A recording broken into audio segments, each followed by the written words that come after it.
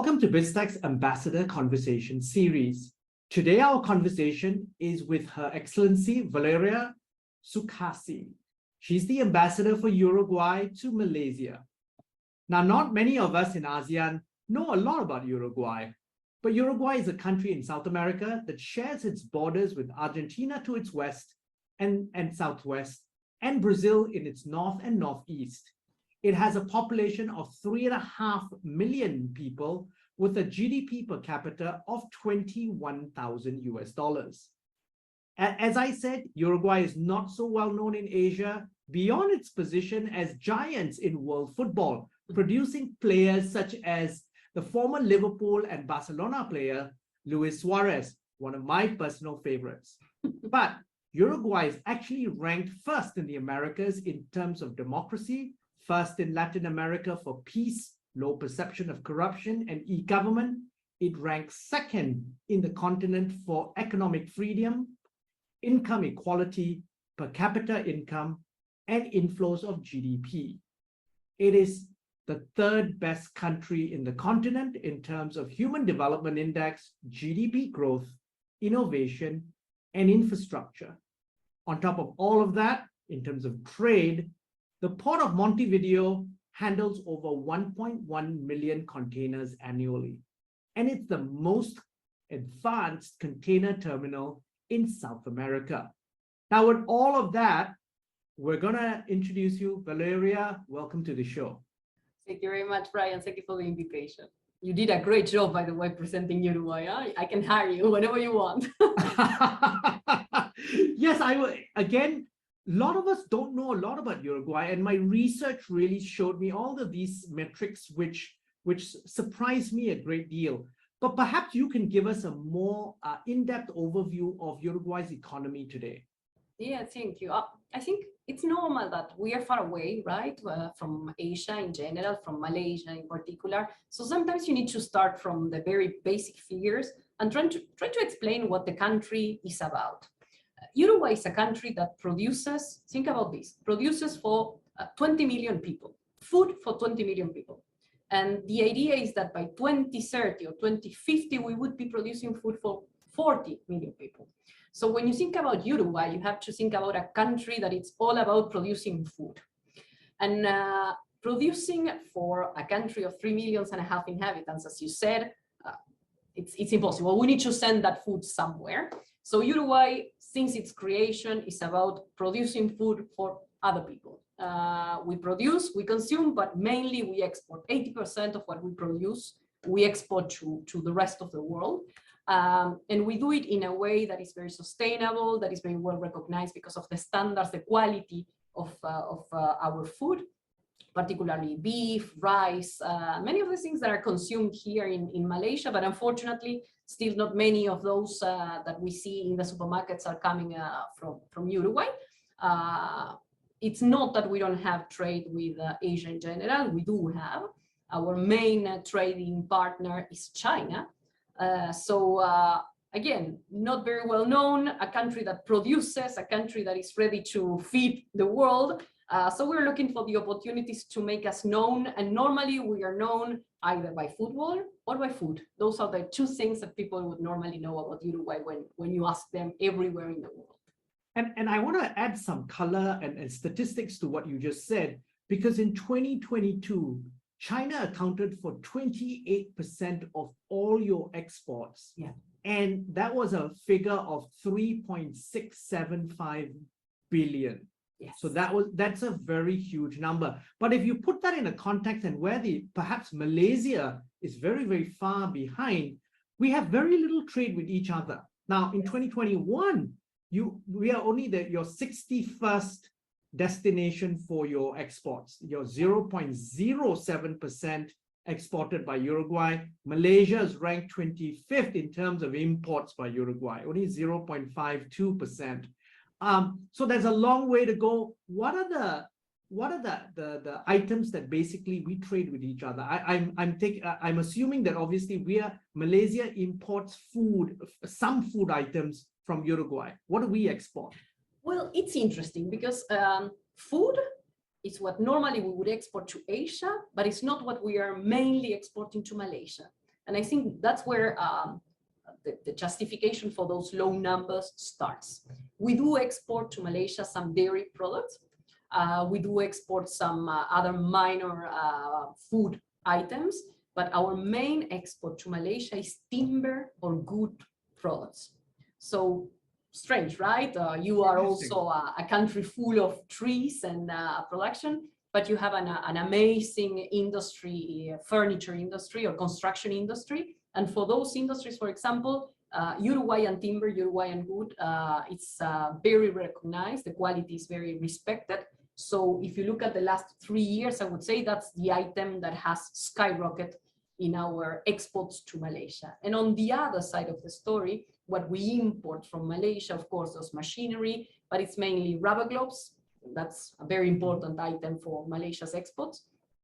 There's something about also petroleum and fertilizers, but it's mainly in the chemical, let's say, side of the story. So it's not a very developed trade. It's probably 10 or 15 items, but not more than, it's not very diversified. It's very focused in 3 or 4 items, but I've seen it change. And I'm hoping that it would change even more in the coming years, because again, if it's not diversified and it's small, then the opportunities are great.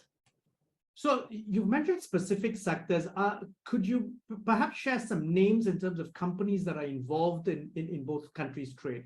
Yeah, well, in the case of Uruguay, the companies that export to this market are in the dairy sector, particularly the biggest export in Uruguay. The biggest exporting company of the country is called Conaprole. It's a cooperative that unites producers of milk and milk derivatives in the country, and they export skim milk powder and whole milk powder to Malaysia, some butter and some cream.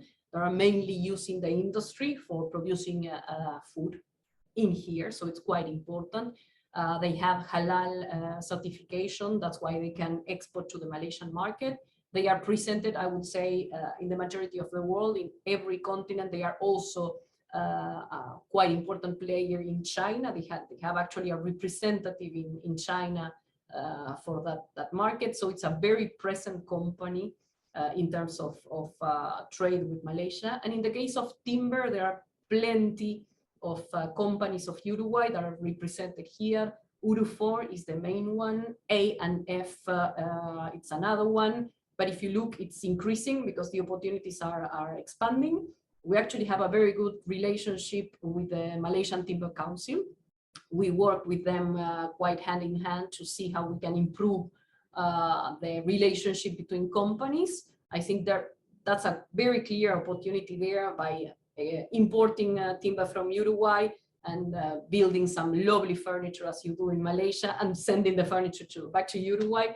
And those things that we are exploring right now with some Malaysian partners here. So to identify at least those opportunities that are maybe not so clear, so evident for a country that is used to export beef everywhere, or only dairy beef and soybeans and things like that. So timber, I would say, is a newcomer, but one that we should be looking very closely to because it's going to create lots of opportunities to increasing our bilateral flow. Now, and looking ahead then in terms of the not only Malaysia, but the broader Asian region, on ASEAN in particular, where do you see the opportunities, not only for our companies to invest in Uruguay, but also your companies to then export to this part of the world? Food, obviously, is obvious. Yeah, absolutely. Food it is, but services may be interesting too. There's a lot of knowledge in Uruguay.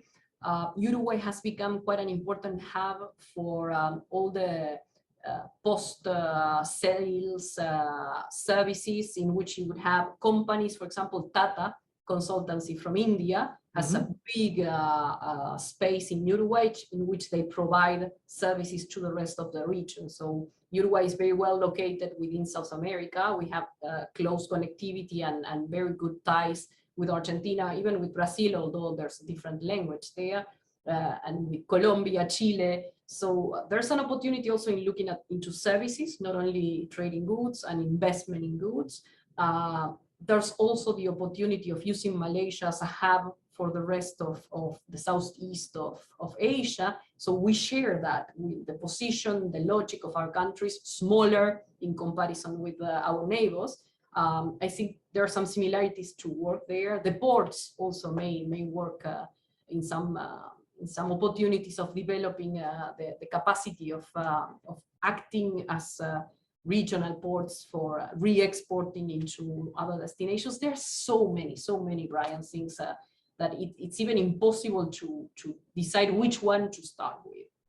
So, and the challenge is, and also the opportunity is the fact that actually at the present moment, it's at a very low base. So any sort of tangible opportunities will move the needle quite significantly very quickly. Exactly, that's exactly the case. You would see probably that if you compare the numbers, I was only looking at Uruguay exports to Malaysia in 2020, 21, 22, and what we are imagining for 23rd, and we would probably triplicate what we were exporting. And even if you look at the numbers before the pandemic, so we don't want to use years that may be affected by external factors, I think we would be probably triplicating or even more in 2023. That shows the potential of bilateral trade and bilateral links and investments, services, etc. Now, Valeria, I want to look at now the diplomatic side of our relationship with Uruguay and Malaysia. Relations were established on January 5th, 1988. Walk us through a historical quick snapshot of our country's relationships since then. Okay, so even in that field, I would say there's not much, unfortunately, to be told yet. We had, although the few years that we have since we established a relationship, we are actually celebrating the 35th anniversary of the diplomatic establishment of relationships this year. We had 2 visits of presidents of Uruguay to Malaysia. We had the visit of the Prime Minister in 1997, the Prime Minister of Malaysia to Uruguay. We had the visit of the King of Malaysia in 2009 to Uruguay. So there is something there. One would wonder, why did we stop? There are many explanations. We could at least try to. I think the point now is, how do we go back to that sort of flow in which there would be very high level visits from one side to the other? We have a couple of agreements. The good thing about all those visits is that normally when you have a president, a king, a prime minister visiting another country, you try to sign some agreements. So we do have some basic agreements on the trade arena. We do have an investment treaty. We do have some agreements in the field of agriculture, particularly on sanitary and phytosanitary cooperation, on veterinary issues. We have an agreement between the Port of Klang and the Port of Montevideo. So there are plenty of things that were done, but we need to go back on track and make those agreements deliver some clear outcomes, so we can push us back into the priority area of each country. Now, looking ahead then, what are some of the key things you are focused on as an ambassador for 2023 and 2024? Okay, I would say the main objective of my time here has to be bringing back Uruguayan beef to the Malaysian consumers. Uruguayan beef, it's one of the best in the world, and I'm not saying it only because I'm the Uruguayan ambassador, but everybody that tries Uruguayan beef recognize the quality of the product, the reliability of our exporters. And unfortunately, due to the lack of halal certification, since 2010, beef from Uruguay hasn't been present in the Malaysian market. So we're working quite strongly with Halal Development Corporation as a partner to make sure that we would have JAKIM recognition of halal beef. It's not something we are not used to. We actually have halal certification for many other countries, including some of the neighbors like Singapore or even China, in which it's not compulsory but a possibility. We have certification from Saudi Arabia, from the Emirates, from Qatar, from so many, Oman, so many other countries. So the idea is that we would have it also from Malaysia. That is one of the few ones in which we haven't been able to certify our halal production. And I believe that that would change completely the picture of our trade relationship, and not only the trade relationship, because you mentioned football. I always said the same, football opens a lot of doors, but beef is the second to open those doors. Once people get to understand how important and how good the beef from Uruguay is, it's not that you would need to explain to them where is Uruguay, what is Uruguay about, because they would know. They would go to a restaurant, they would see in the menu Uruguayan beef, they would know the quality, and they would immediately know about the country. So I always put football and beef together in that push to make the Uruguayan brand known in any country. So main objective would be to get beef from Uruguay, also lamb, also some other meat products back in to the consumers, and of course increasing the trade in areas in which we already have some experience, like I mentioned, timber, dairy products, wines. You can get very good wines from Uruguay here in Malaysia, so we're pushing to get the consumer to know about them, because again, in the region in South America we have amazing wine producers next to us. We have Argentina, we have Chile that are very well known. But Uruguayan wine has nothing to ask to even if you're comparing them. I would ensure you to try one, and you would see how very good the quality is. Again, it's a matter of making people know the brand. And in this case, the brand is not the label in the bottle, it's about Uruguay and the quality of what it produces. Valeria, it's been a fascinating conversation. I've really learned a lot. But before we leave, any final thoughts you'd like to leave the audience with? I think the main one is if you manage to get a little bit interested in what Uruguay is about, come to us. Let's explore opportunities together. Make sure that there are many things that can be done between Malaysia and Asia in general and Uruguay. And we're here at the embassy to help make those things happen in reality and not only in our thoughts. Now, Valeria, thank you very much for taking your time to be on the show. Thank you, Brian. Now, we've been speaking to Her Excellency Valeria Csukasi, the Ambassador for Uruguay to Malaysia. I'm Brian Fernandez, and you've been watching and listening to BizTech's Ambassador Conversation Show. This interview will be on our website, www.biztech.asia, as well as our syndication partners, TV stations, radio stations, and websites. Thanks a lot for tuning in.